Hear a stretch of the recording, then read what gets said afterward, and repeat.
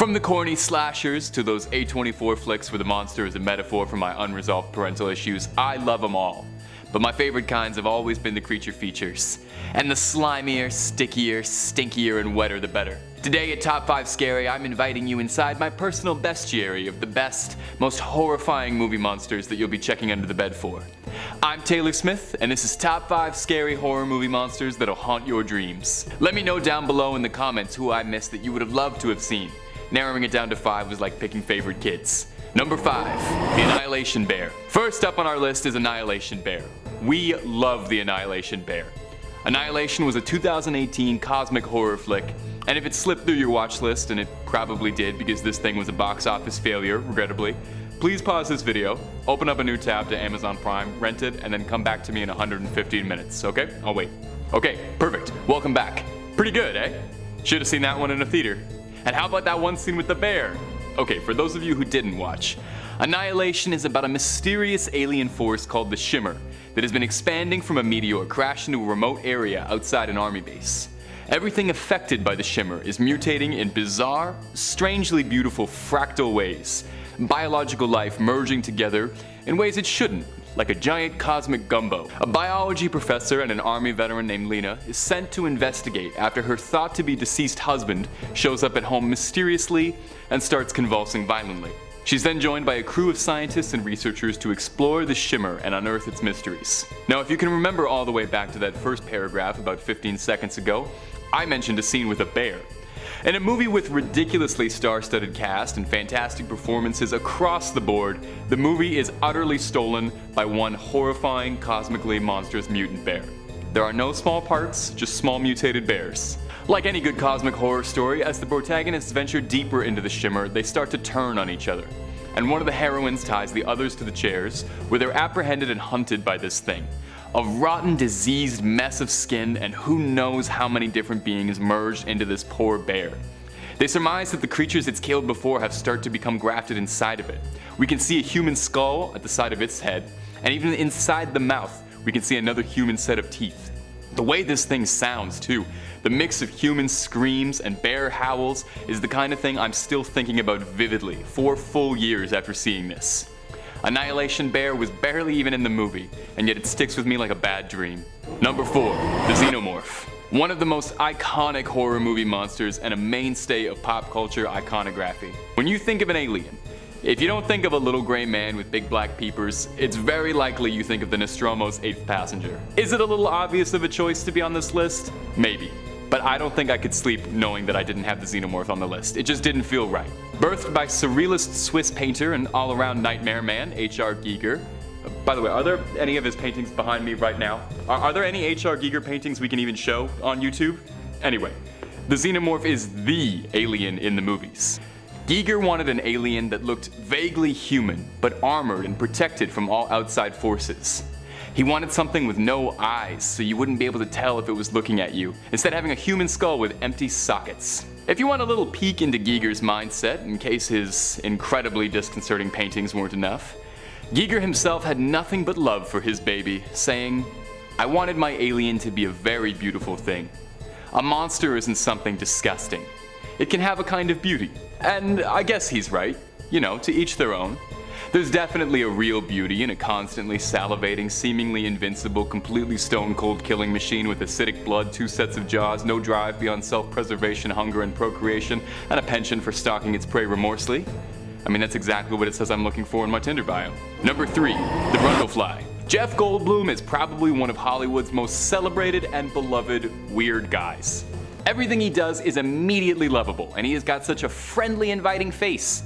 Known for fan favorites like Ian Malcolm in Jurassic Park, it would be just terrible if something ever happened to that warm smile. Well, rest easy, because the real Jeff Goldblum is doing very well for himself these days and nothing has happened to him. But in the 1986 David Cronenberg classic and one of my absolute favorite creature features, we get to see lovable old Jeff slowly molt into a sickening mix of fly, man, and a disgusting wet pile of makeup. Eccentric inventor Seth Brundle has seemingly perfected teleportation technology after working out a few kinks with its inability to read physical tissue.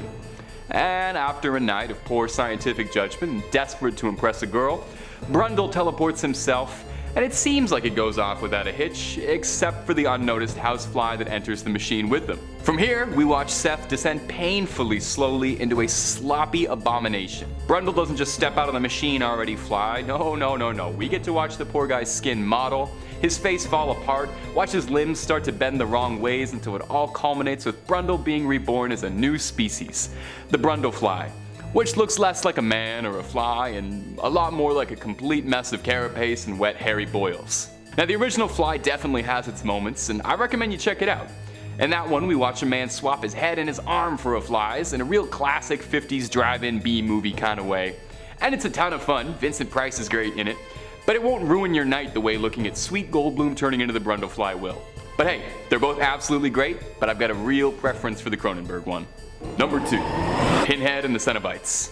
Angels to some, demons to others. That's what Pinhead describes himself and his group of cenobites, which is referred to in the scientific community as a cenobium.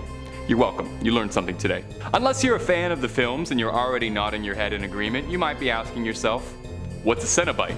I have such sights to show you. The cenobites are a group of extra-dimensional beings who exist beyond our understanding, traveling trans-dimensionally in search of further exploring the balance between pain and pleasure. They dress a bit like the goth kids in high school if they all fell through a home hardware. And special shout out goes to the right-hand man Chatterer, the eyeless, toothy-gritting best friend a pain demon could have.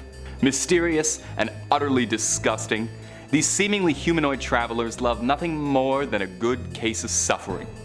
Their leader, Pinhead, gets the name from the hundreds upon hundreds of nails embedded into his skull, but he's not suffering at all. He really enjoys that kind of thing. He's just a friendly looking guy looking to explore a bit. Can't shame him for that. I can probably shame him, however, for his sadism, treating the human body like plasticine and bending and flaying it further than it should ever go. Half the stuff Pinhead does in these films I could not even begin to describe to you if we are trying to stay friendly within guidelines. The lament configuration is a strange lockbox puzzle that when opened will summon the cenobium to you. Whether or not they take you away to join them on their travels, well, that's not really up to you. That's up to Pinhead and his buddies. Number 1. Man. Number 1 on our list of the scariest monsters in horror movie, it's Man. No, just kidding. It'd be funny though, let's do the real one. Number 1, The Thing. The ultimate in alien terror. That's what the poster for John Carpenter's absolutely legendary 1982 cult classic claims, and he was completely right. The Thing is a story about a group of researchers stationed at a complex in Antarctica who find themselves being preyed on by an intergalactic shapeshifter picking them off one by one, arousing suspicion amongst all these tight-knitted researchers. It was the Among Us of its time, if you will. The titular Thing in question is an extremely hostile, squelching, wet, shape-shifting alien from beyond the stars, capable of assimilating everything in its path, taking its form. We have no idea what the Thing itself even truly looks like, or if it could even be said to have a true form, as the film does sort of imply that it's a microbiotic organism. As in the film, a blood sample alone is enough to detect who the Thing is. When heated, the blood thickens and tries to escape away, suggesting that every cell of the Thing is sentient in some way. The Thing can take whatever form it pleases of its victims, replicating them perfectly, down to their memories, their speech, making it impossible to tell who's telling the truth and who's who they say they are. The Thing has no clear goals, serving only to preserve itself, and it will do anything to survive. Whenever it finds itself alone with a suitable target, it extends its vile tentacles, seizing its victim and becoming it. The Thing goes through several forms during the film, and each one of them are absolutely disgusting. Whenever a part of it severs, the Thing earns its number 1 spot on this list for its legendary practical effects from industry titan Stan Winston, whose series of puppets and maquettes gave us one of the most truly disgusting monsters to ever slop its way across the silver screen. The Thing is something like barbecuing and Bob Dylan. At some point you're gonna get a little older and realize your dad was right about some of the things he told you was good. Absolutely go see The Thing after this video if you haven't before. It will not disappoint you. That's all for me, my ghouls and goblins. This one was a ton of fun. Thank you so much, and I'll see you in the next one.